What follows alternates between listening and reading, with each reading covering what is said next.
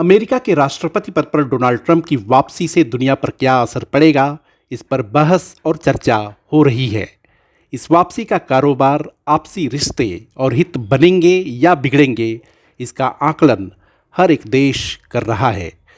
दुनिया के सबसे पुराने लोकतांत्रिक और सबसे ताकतवर देश में बदलाव हुआ है तो जाहिर है कि इसका असर हर जगह दिखना शुरू होगा। दुनिया को चलाने की जो एक अंतर्राष्ट्रीय व्यवस्था है, उसमें अमेरिका का किरदार सबसे बड़ा है। आर्थिक और सैन्य मोर्चे पर वह आज भी सबसे समृद्ध और शक्तिशाली देश है। यानी ट्रंप आए हैं तो वह अपने हिसाब से चीज़ों को देखेंगे और चलाएंगे। विदेश नीति, कूटनीति, कारोबार, युद्ध और टकराव, सभी में बदलाव होना तय है। यह बदलाव कुछ देशों के लिए फायदेमंद तो कुछ के लिए घाटे का सौदा हो सकता है। जो देश ट्रंप के आगमन से खुश हैं और जिनकी उनके साथ बनती रही है, उनके लिए तो ठीक है, लेकिन पिछले टर्म यानी 2016 से 2020 के कार्यकाल में जिनकी उनसे ठन गई थी या जिनका उनके साथ टकराव और 36 का आंकड़ा था, ऐसे देश डरे और सहमे हुए हैं। ट्रंप का अगला रुख क्या होगा, इसे लेकर वे भयभीत हैं। सहमे हुए देशों में सबसे बड़ा नाम पीपल्स रिपब्लिक ऑफ चाइना यानी चीन का है। चीन का अमेरिका के साथ एक नहीं कई मोर्चों पर टकराव है। विदेश नीति, सुरक्षा, सैन्य कारोबार, मानवाधिकार, स्पेस से लेकर हर एक क्षेत्र में दोनों के बीच नूरा कुश्ती तो है। टकराव का दायरा साउथ चाइना सी, हिंद प्रशांत से लेकर ताइवान तक फैला हुआ है। यानी अमेरिका को सबसे ज़्यादा चुनौती अगर किसी देश से मिल रही है तो वह चीन है। चीन लगातार उसके सुपर पावर के दर्जे को चुनौती दे रहा है।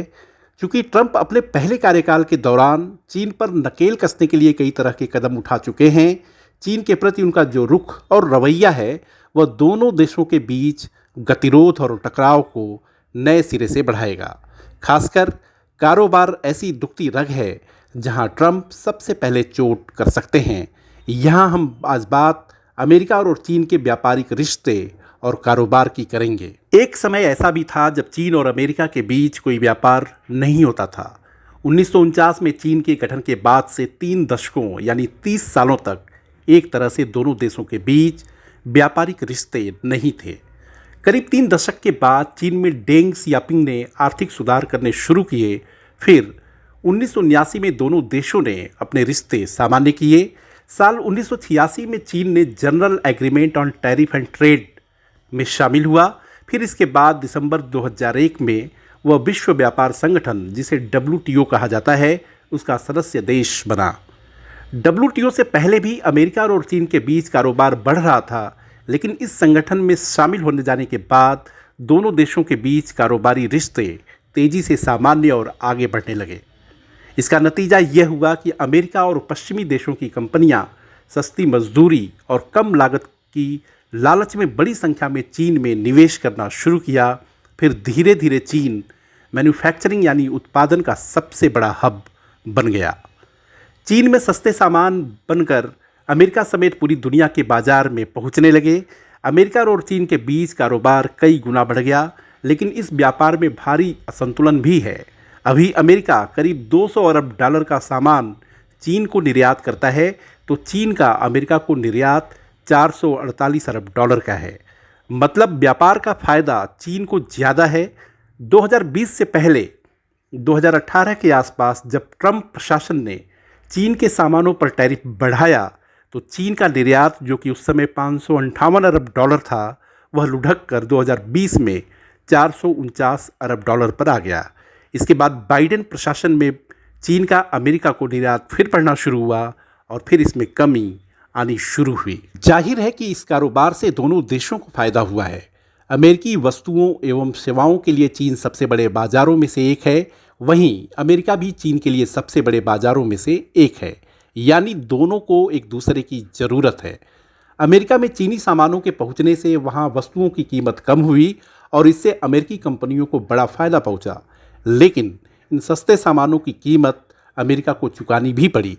सस्ते सामानों की वजह से अमेरिका में लाखों लोगों की नौकरियां गई, उन्हें बेरोजगार होना पड़ा। दूसरा, चीनी कंपनियों के निवेश से अमेरिका में राष्ट्रीय सुरक्षा को खतरा भी पैदा हुआ। इसे इस बात से समझा जा सकता है कि 2001 में अमेरिका और चीन के बीच 100 अरब डॉलर का कारोबार हुआ और यह 2023 में बढ़कर 400 अरब डॉलर तक पहुंच गया। चीन अपने यहाँ पर हर तरह के माल बनाने लगा और फिर आगे चलकर वह दुनिया की सप्लाई चेन का सबसे अहम किरदार बन गया। दुनिया की सप्लाई चेन एक तरह से उस पर निर्भर हो गई। अब बात करते हैं अमेरिका चीन से खरीदता क्या है। तो इसमें एक नंबर पर है इलेक्ट्रॉनिक सामान। चीन हर साल 100 अरब डॉलर का केवल इलेक्ट्रॉनिक सामान अमेरिका को बेच देता है। इसके अलावा मशीनरी, अप्लायंसेस, खिलौने, games, textiles, chemical product, metals, plastic, रबड़ और फर्नीचर जैसे उत्पादों से चीन मोटी कमाई करता है। कनाडा और मैक्सिको के बाद अमेरिकी उत्पादों की सबसे ज़्यादा खपत चीन में होती है। यूएस चाइना बिजनेस काउंसिल की 2023 की रिपोर्ट में कहा गया है कि चीन को होने वाले निर्यात से अमेरिका में 10 लाख से ज़्यादा लोगों को जॉब मिला है। चीन में सामान बेचकर अमेरिकी कंपनियां हर साल सैकड़ों अरब डॉलर कमाती आई हैं, तो अमेरिका में चीनी कंपनियों ने हजारों अरब डॉलर का निवेश किया है। कमाई का यह मामला दो तरफा तो है, लेकिन यह चीन की तरफ ज़्यादा झुका हुआ है।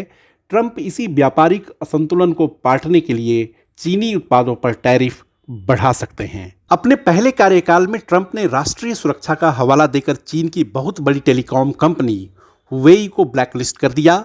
इस बार अपने चुनाव प्रचार के दौरान ट्रंप ने वादा किया है कि वह चीन से बनकर आने वाली सभी वस्तुओं पर 60% टैरिफ लगाएंगे। आप समझ सकते हैं कि 60% इतना भारी टैक्स लगने के बाद चीन से बनकर आने वाली वस्तुओं, सामानों की कीमत काफ़ी बढ़ जाएगी। क्या कोई भी अमेरिकी चीनी सामान खरीदने के लिए इतना पैसा खर्च करेगा? जवाब है नहीं। अगर ट्रंप चुनाव में किए हुए अपने वादे पर आगे बढ़ते हैं और चीन निर्मित वस्तुओं पर 60% टैरिफ लगा देते हैं, तो चीन की अर्थव्यवस्था के लिए यह बहुत बड़ा झटका होगा। चीन की अर्थव्यवस्था नाजुक दौर से गुजर रही है। कोविड में उसकी अर्थव्यवस्था को बहुत नुकसान हुआ था। फिर रियल एस्टेट में गिरावट, देश में कमज़ोर मांग, गिरती कीमतों और स्थानीय सरकारों के बढ़ते कर्ज जैसे झंझावतों से उबर कर वह धीरे धीरे अपनी अर्थव्यवस्था को दोबारा पटरी पर ला रहा है कि इसी बीच ट्रंप उसके सामने आ गए हैं। इन्वेस्टमेंट बैंक मैक्वायर का मानना है कि चीन निर्मित उत्पादों पर यदि 60% टैरिफ लगता है तो चीन की अर्थव्यवस्था की ग्रोथ 2 पॉइंट तक नीचे आ जाएगी। आप समझ सकते हैं कि चीन की अर्थव्यवस्था पर इसका कितना बुरा असर पड़ सकता है। चीन ने उम्मीद की है कि पूरे साल उसकी इकोनॉमिक ग्रोथ 5% की रफ्तार से होगी, लेकिन उसमें 2% की कमी उसकी उम्मीदों पर पूरी तरह से पानी फेर देगी। मैक्वायर में चीन के मुख्य अर्थशास्त्री लैरी हू का तो यहाँ तक कहना है कि अमेरिका के साथ ट्रेड वार 2.0 चीन के ग्रोथ मॉडल को समाप्त कर देगी। कुल मिलाकर ट्रंप के आने के बाद कारोबार के मोर्चे पर अमेरिका और चीन के बीच नए सिरे से ट्रेड वार की शुरुआत होनी तय है। ट्रंप राजनीतिज्ञ बाद में पहले कारोबारी हैं। वह चीज़ों को फायदे और नुकसान के चश्मे से देखते हैं। अपनी अमेरिका फर्स्ट नीति को आगे बढ़ाने के लिए वह चीन को चोंच मारने से पीछे नहीं हटेंगे। दुनिया को अमेरिका और चीन के बीच ट्रेड वार 2.0 देखने के लिए तैयार रहना चाहिए। हमारे इस वीडियो को लाइक, शेयर और सब्सक्राइब करें और हाँ, कमेंट भी ज़रूर करें। देखते रहिए इंडिया अड्डा।